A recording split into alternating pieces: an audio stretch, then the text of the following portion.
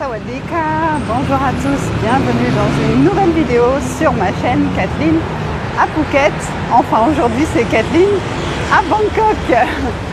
Je suis arrivée hier soir, donc nous sommes lundi, je suis arrivée dimanche soir. J'espère que vous m'entendez bien, hein. Vous verrez qu'à Bangkok c'est assez bruyant et que voilà, c'est pas aussi calme que quand je suis à Phuket. Je suis venue pour deux raisons. Donc premièrement, ce matin j'ai rendez-vous à l'ambassade de France qui est à Bangkok puisque mon passeport expire bientôt. Et donc pour renouveler son passeport, on est obligé de venir à l'ambassade de France à Bangkok pour venir faire la demande voilà, de renouvellement de passeport. Et on n'a pas le choix, donc on est obligé de venir ici. Et ensuite, demain, j'en ai profité pour prendre un rendez-vous à l'hôpital qui s'appelle Bumrungrad, qui est un des meilleurs hôpitaux du monde. Hein. Je crois qu'il est 9e sur la liste des meilleurs hôpitaux, le classement des meilleurs hôpitaux au monde. Et je vous expliquerai ce que je vais faire demain. C'est vrai que donc je suis arrivée hier soir, je devais arriver ce matin très tôt. J'ai rendez-vous à 11 h à l'ambassade.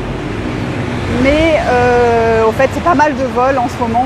Phuket, Bangkok sont annulés parce qu'il n'y a pas assez de monde, parce que voilà, les vols reprennent et que c'est pas assez plein pour l'instant. Et donc au final, tant mieux parce que j'ai pu changer mon vol. Il m'avait prévenu une semaine à l'avance et j'ai pu changer mon vol à hier soir. Donc je suis arrivée hier soir vers 20 h, quelque chose comme ça. Et j'ai pris un hôtel qui s'appelle le Dream Hotel, qui est vraiment sympa. Je vous mettrai les détails dans la barre d'information. Il est sur Sukhumvit 15.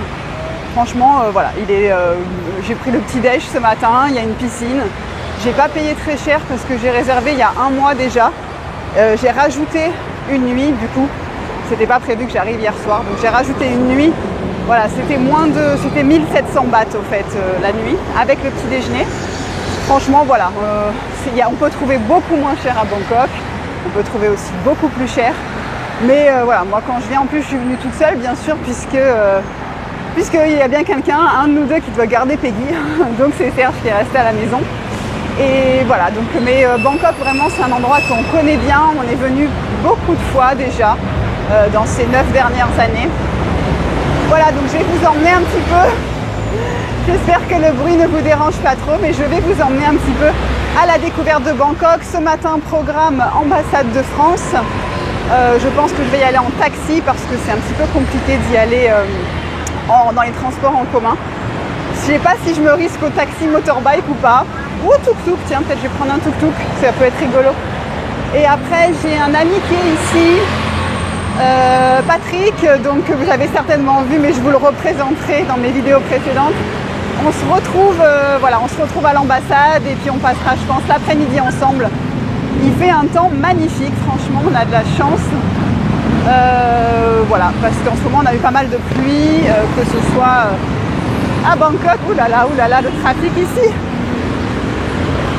Donc je marche un peu, je me promène, je vous fais visiter. Et voilà, à tout de suite pour les aventures de Kathleen à Bangkok.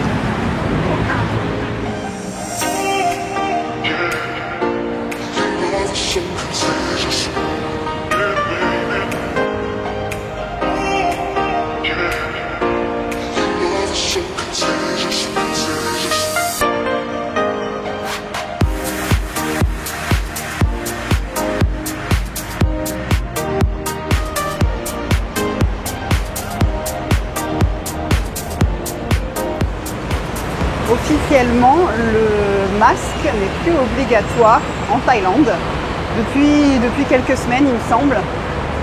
Tout le monde l'a. Je suis la seule à ne pas l'avoir. Alors personne ne me dit rien parce que voilà, c'est plus obligatoire. Mais ça fait bizarre, hein, je vous jure, on se sent limite comme une délinquante.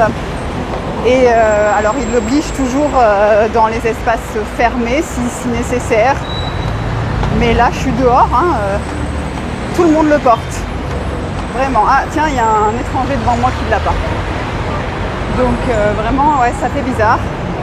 Et c'est pour ça que je pense qu'en Thaïlande, ils sont vraiment pas prêts de l'enlever. parce que nous on attendait cette fin du masque avec impatience. Eux apparemment, voilà, on leur dit tu peux et ils le gardent quand même. Donc c'est vrai que c'est assez culturel aussi, hein. À Bangkok déjà beaucoup d'Asiatiques mettaient le masque à cause de la pollution, beaucoup moins à Phuket. Mais là je remarque que vraiment tout le monde là. Voilà, je pense que je vais essayer de trouver un tuk-tuk pour aller à l'ambassade. Là je voulais marcher un petit peu mais c'est quand même assez loin, hein. Je vais pas y aller à pied. Mais ouais, je vais trouver un tuk-tuk. Il faut juste que je fasse de la monnaie parce que je n'ai pas... Ah bah tiens, je vois un 7-Eleven. Parce que voilà, j'ai que des billets de 1000 bahts et ici quand vous leur tendez un billet de 1000 bahts, hein, qui est 25 €, on dirait que vous leur tendez un billet de 500 €, donc ils n'ont jamais la monnaie. Donc je vais aller m'acheter une petite bouteille d'eau, il fait chaud, il fait très chaud. Et je vais trouver un tuk-tuk.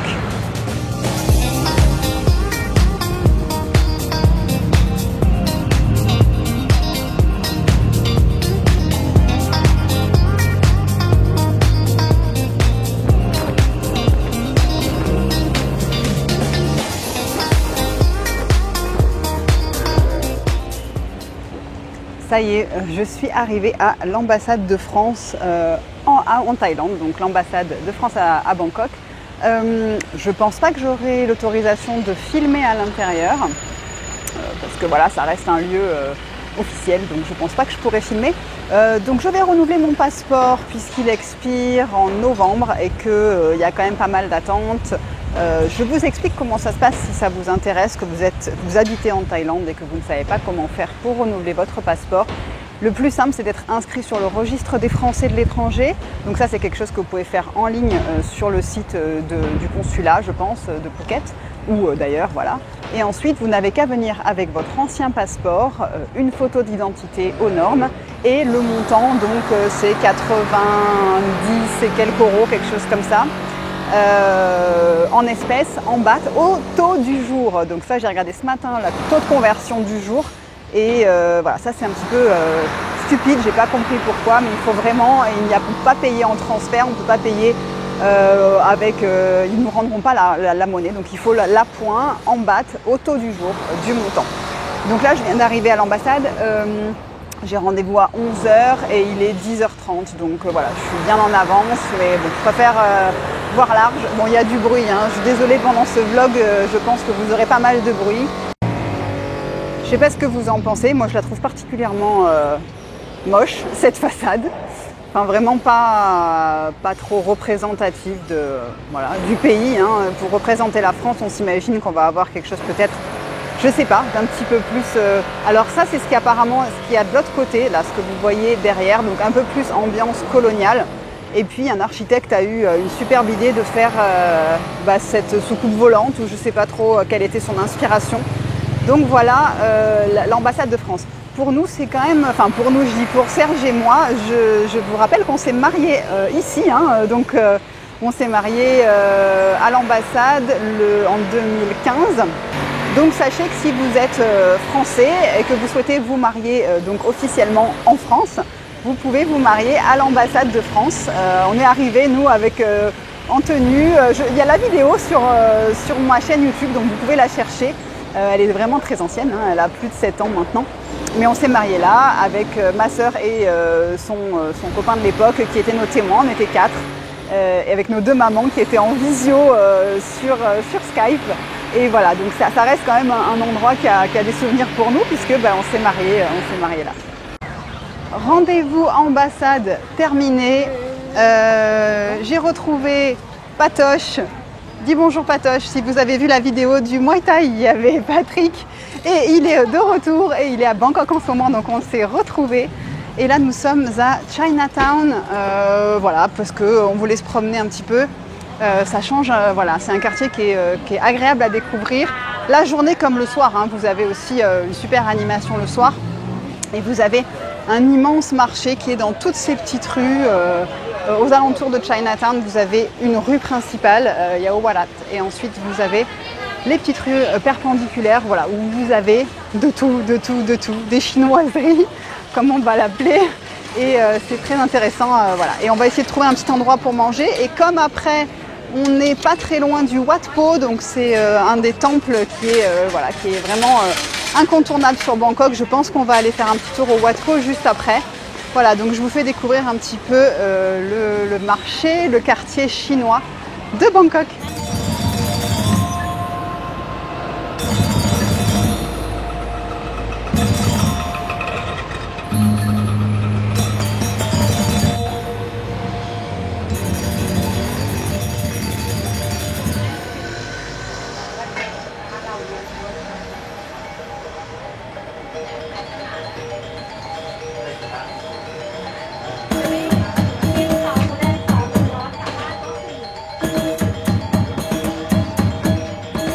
On s'est posé avec Patoche et sa copine, donc qui s'appelle Fon, qui est thaï, mais qui ne connaît pas Bangkok. Donc on est dans un restaurant de Chinatown. On a commandé plein de petits trucs. Moi j'ai commandé des dumplings parce que j'adore ça. Voilà, Patrick a pris d'autres choses. Mais on va se régaler. Et c'est un resto, on était venu il y a un petit moment avec Serge quand on était venu à Bangkok. Donc on sait qu'il est très bon. Et voilà, donc je pense qu'on va se régaler, vous avez vu. Et après je vais vous emmener dans les petites ruelles de Chinatown parce que c'est vraiment super sympa.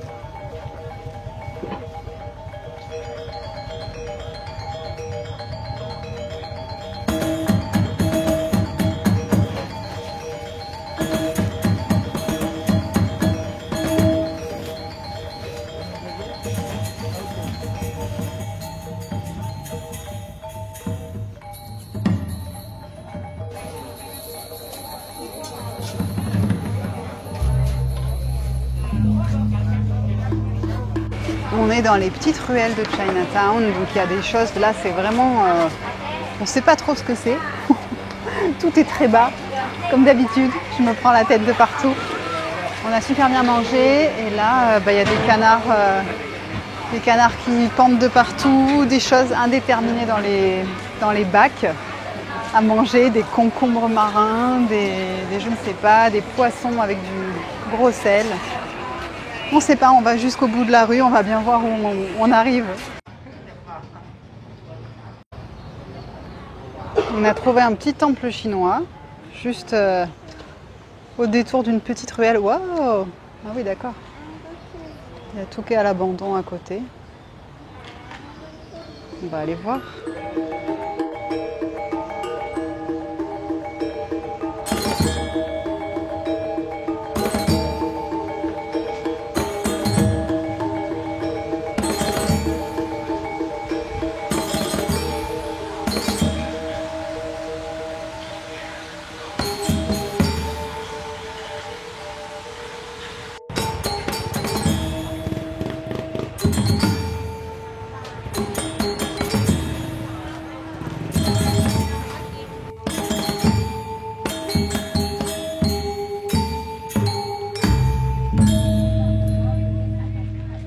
On est reparti en tuk-tuk.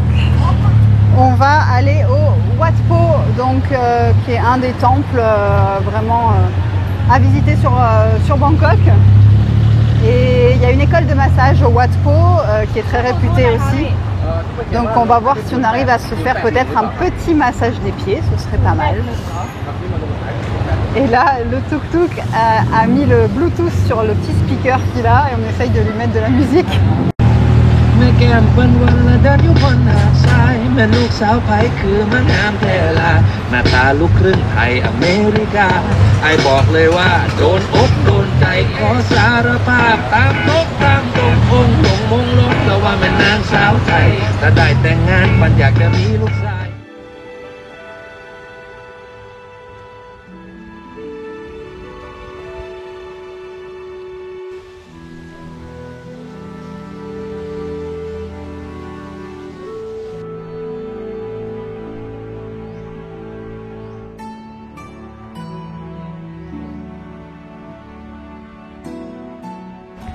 Nous sommes donc au Wat Po, on est venu se promener. Vous avez l'école de massage aussi qui est la plus réputée de Thaïlande. Enfin vraiment les masseurs qui sont formés à l'école de massage du Wat Po sont excellents apparemment. On a réservé un massage des pieds mais il y a la queue donc on a 40 minutes donc on se promène. Il y a le Bouddha couché qui est à l'intérieur du Wat Po. Donc on va aller le voir et ensuite on ira faire un massage des pieds. C'est assez cher. C'est 320 bahts les 30 minutes. Donc par rapport à des massages qu'on a parfois à 150 bahts de l'heure à Phuket. Là, mais bon, on se fait plaisir. Donc on va aller faire après le massage.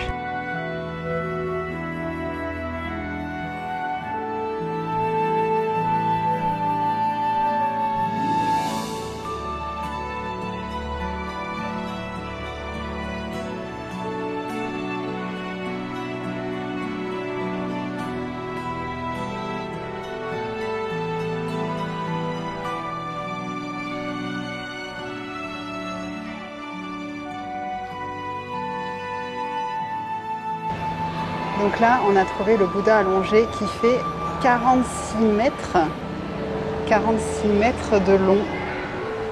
Je vais essayer de vous le montrer par devant quand on passe, mais voilà, il est impressionnant.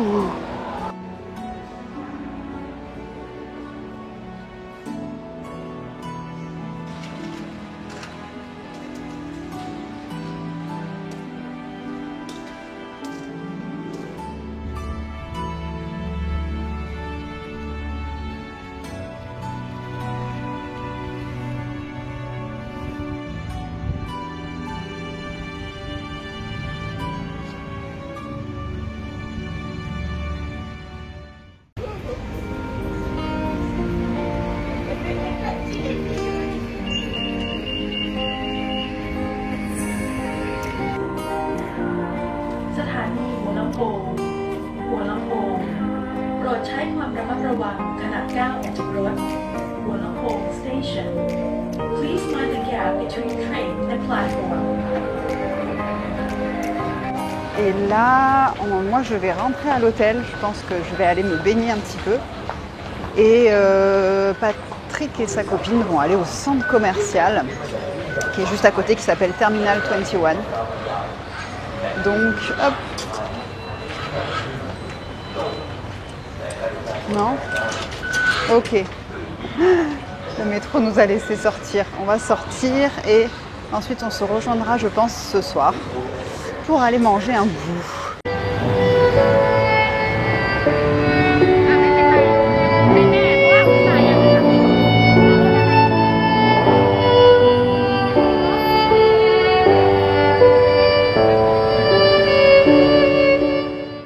J'arrive à l'hôtel, je vais vous le montrer parce que comme hier je suis arrivée de nuit, c'était tout sombre, mais là je vais vous montrer un petit peu l'hôtel et je vais vous montrer la chambre que j'ai, et après je pense que je vais aller faire un plouf à la piscine sur le rooftop.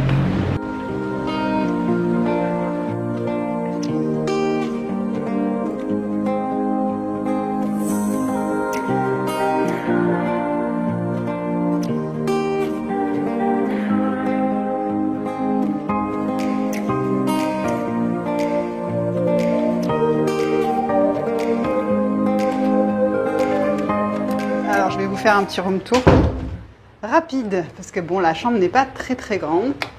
On a la salle de bain de ce côté, donc avec une douche. Oula, je tape dans la poubelle. Là-bas, coucou. Et de ce côté, on a la chambre. Donc on a le lit, c'est un lit queen size hein, parce que c'est des chambres pour une personne. Et de ce côté, on a voilà, un petit mini-bar, la télé que je n'allume pas, que je ne vais même pas allumer. Et la vue, voilà, c'est des fenêtres qui ne s'ouvrent pas.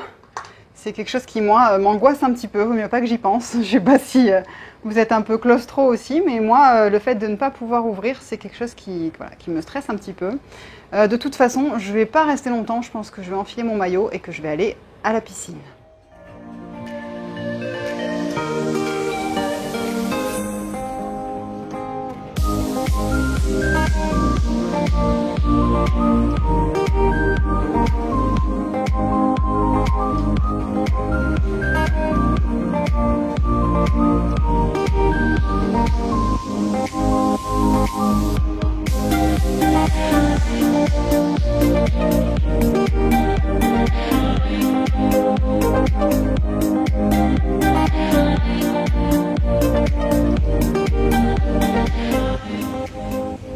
Ce soir, on va manger des burgers.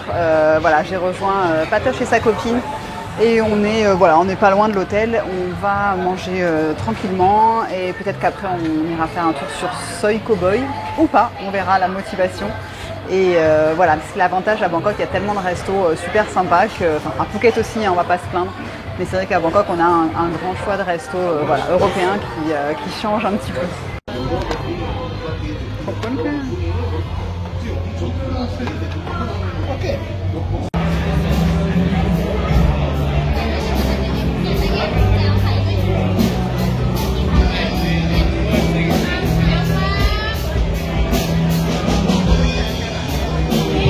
Je vous emmène faire un petit détour par la Soi Cowboy, qui est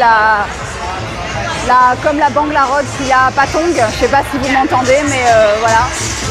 Je vous montre un petit peu. C'est bon, c'est une rue où il n'y a que des bars à filles. Hein. Je suis avec Patoche et sa copine. Je vais les laisser. Je pense qu'ils vont aller boire un verre. Moi, par contre, je vais rentrer. Je vais rentrer me coucher. Il est assez tard. Et c'est vrai que cette rue, bon, elle est toute petite, c'est assez glauque, hein, c'est pas un truc super.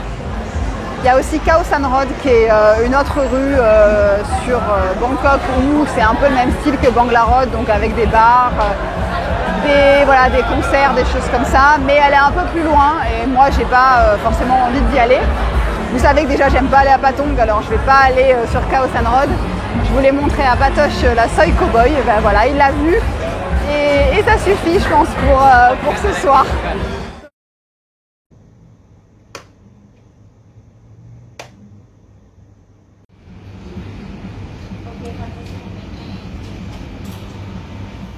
Bonjour à tous, deuxième jour à Bangkok. Il fait une super belle journée aujourd'hui, il fait encore un grand soleil et un grand ciel bleu, donc ça fait plaisir, j'avais peur qu'il pleuve. Donc là j'ai pris mon petit déjeuner, je vais bientôt faire mon check-out, j'ai rendez-vous à 10 h à l'hôpital. Alors je vais vous expliquer un petit peu puis je vous filmerai bien entendu l'hôpital. L'hôpital où je vais s'appelle Bumrungrad. Donc c'est un hôpital qui est classé, je vous ai dit hier 9e mondial. Ce matin j'ai eu Serge au téléphone qui m'a dit non, c'est plus loin que ça. Bref, si je trouve les infos, je vous les écris en dessous. Mais voilà, c'est un des meilleurs hôpitaux de Thaïlande. Pourquoi je vais là-bas? Alors, rien de grave, ne vous inquiétez pas. Je vais vous expliquer un petit peu ça maintenant. Donc, il y a environ, je dirais, 6 ans, j'ai eu des énormes vertiges. J'ai eu, mais vraiment très très violent, c'est-à-dire que la pièce entière tournait autour de moi et je ne pouvais plus me lever. Je tombais, voilà, comme ça tourne bien, après on finit par vomir, enfin voilà, on était assez inquiets et Serge, en googlant un petit peu les symptômes que j'avais, a rapidement compris que j'avais probablement la maladie de Ménière. Donc si vous connaissez, vous avez probablement entendu parler des vertiges de Ménière, parce que c'est quelque chose qui est assez commun, à ne pas confondre avec les cristaux, parce que parfois les gens pensent que j'ai un problème de cristaux et ce n'est pas ça.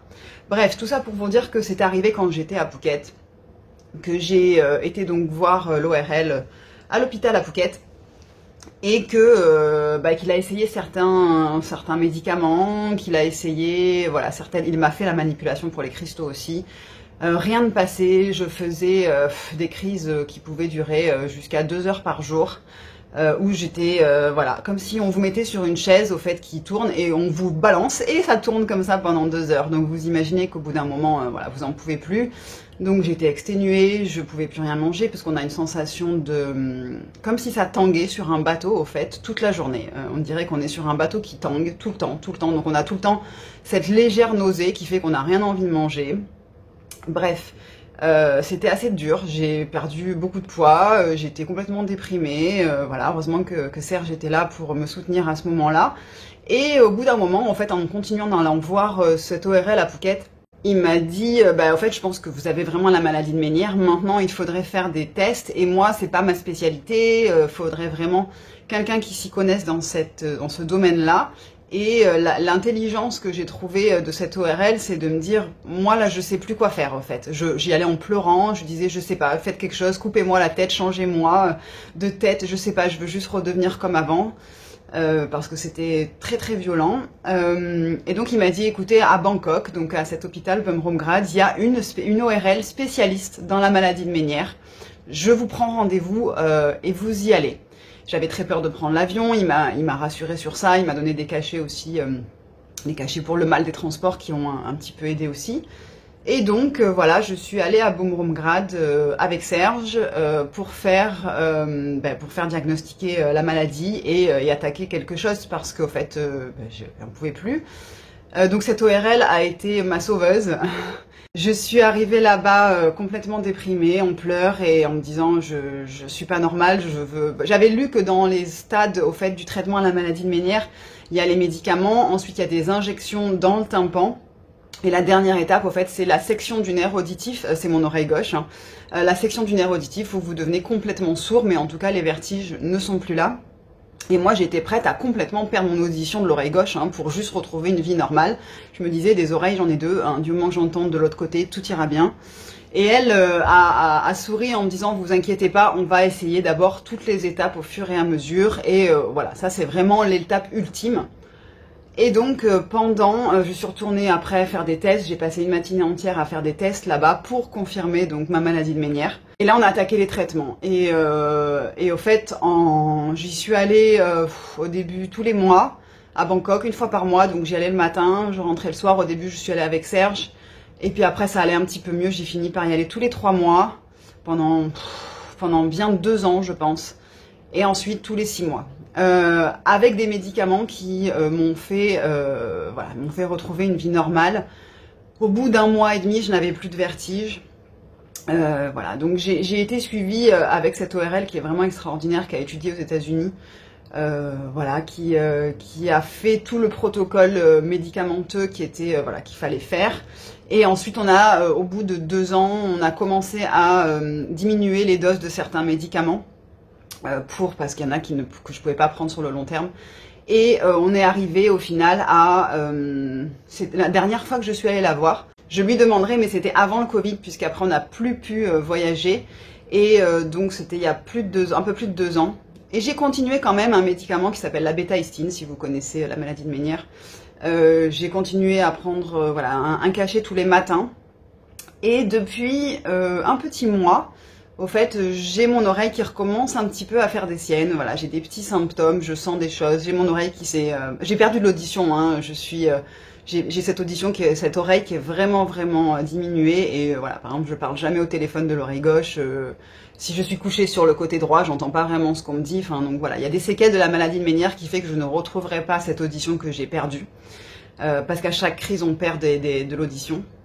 Et là, depuis 1 mois, j'ai des petites choses, je suis moins bien, je sens que mon oreille est pas top. Et comme j'avais ce rendez-vous à l'ambassade obligatoire pour faire renouveler mon passeport, j'en ai profité pour prendre aussi un rendez-vous chez mon ORL pour faire un petit contrôle, une audiométrie aussi, parce que là, j'ai l'oreille qui est vraiment rebouchée, donc je sais pas ce qui se passe.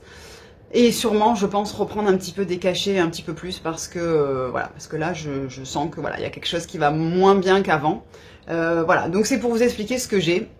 C'est pas quelque chose de grave, on ne meurt pas de la maladie de Ménière, je touche du bois, c'est rien de grave, mais c'est vraiment une maladie, si vous connaissez des gens qui l'ont,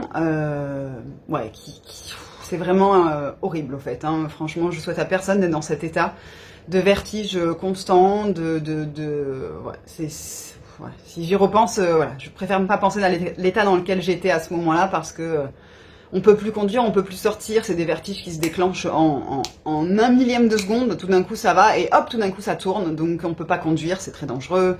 Enfin voilà, donc tout ça pour vous dire que j'en profite pour aller voir l'ORL. Je vais vous montrer l'hôpital, parce que franchement cet hôpital, il est magnifique, on dirait un hôtel 5 étoiles. Il y a énormément de gens du Moyen-Orient. Alors ça m'avait fait bizarre au début, parce que j'aurais imaginé que des Qataris, des Émiratis, des gens de tous ces pays-là, et j'aurais pensé, comme c'est des pays qui sont très riches, que le système médical était très bien dans ces pays-là. Et au fait, non, on m'a expliqué, vous verrez, je vais vous filmer tout ça, même les numéros quand on vous appelle sont énoncés en thaï, en anglais et en arabe.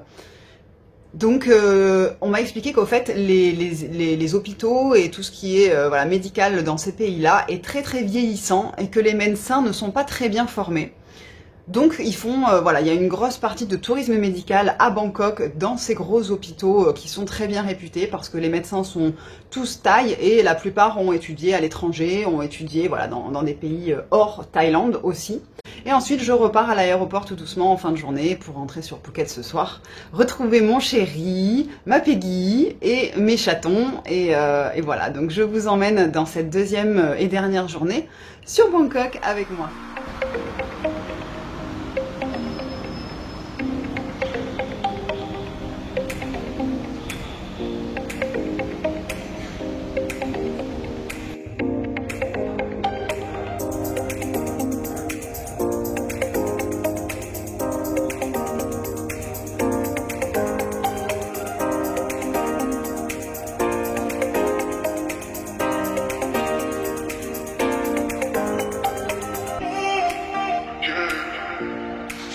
So contagious, yeah, baby.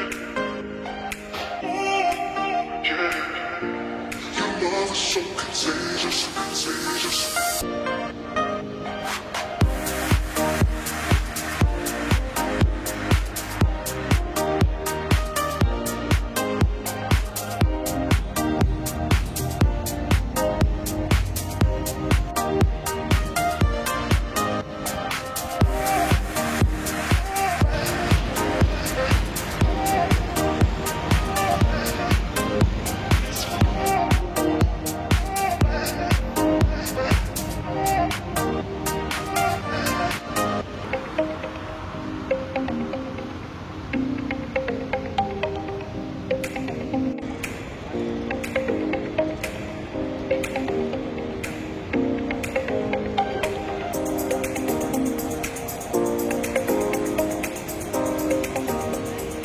Bon voilà, je suis à l'aéroport. Vous vous demandez sûrement pourquoi je me retrouve avec une minerve. Donc j'ai eu mon rendez-vous à l'hôpital et je vous ai pas parlé depuis parce que voilà, j'étais pas dans les meilleures conditions. Pour vous expliquer, au fait, l'ORL m'a dit que j'avais la maladie de Ménière qui revenait légèrement, plus les cristaux qui en plus ont bougé. Donc elle a dû me manipuler, vous savez, il existe une manipulation à faire pour refaire bouger les cristaux. Donc elle m'a fait ça, ce qui m'a donné des vertiges assez forts. Voilà. Après je suis restée un petit peu en observation là-bas le temps que ça passe. J'ai pas mal de cachets à prendre et j'ai mon audition qui a beaucoup baissé à l'oreille gauche. Donc elle a un peu peur que ça ne revienne pas. On va essayer de prendre bien les cachets et de voir si ça revient parce que là vraiment voilà, mon audition à l'oreille gauche est très très basse. Voilà, c'était bon, donc c'est pas une super fin, même si encore une fois il n'y a rien de très grave. Par contre, le problème c'est que je vais devoir y retourner la semaine prochaine. C'était pas du tout prévu. Juste pour aller vérifier que ça va, éventuellement me remanipuler si les cristaux ne sont toujours pas remis en place. Voilà, donc je vais vous laisser là, je vais conclure ce vlog ici. J'espère que quand même ça vous aura plu, je vous donnerai des nouvelles. Et voilà, hein, en attendant, voilà, quand même passer tous une très très belle semaine. Et puis moi voilà, en fait j'ai pas le droit de bouger ma tête, c'est pour ça que j'ai ça, hein, vous inquiétez pas, c'est juste que il ne faut pas que je tourne ma tête sur les côtés, à droite, à gauche. Il va falloir que je dorme presque assise. Ça va être sympathique ces prochains jours, je le sens.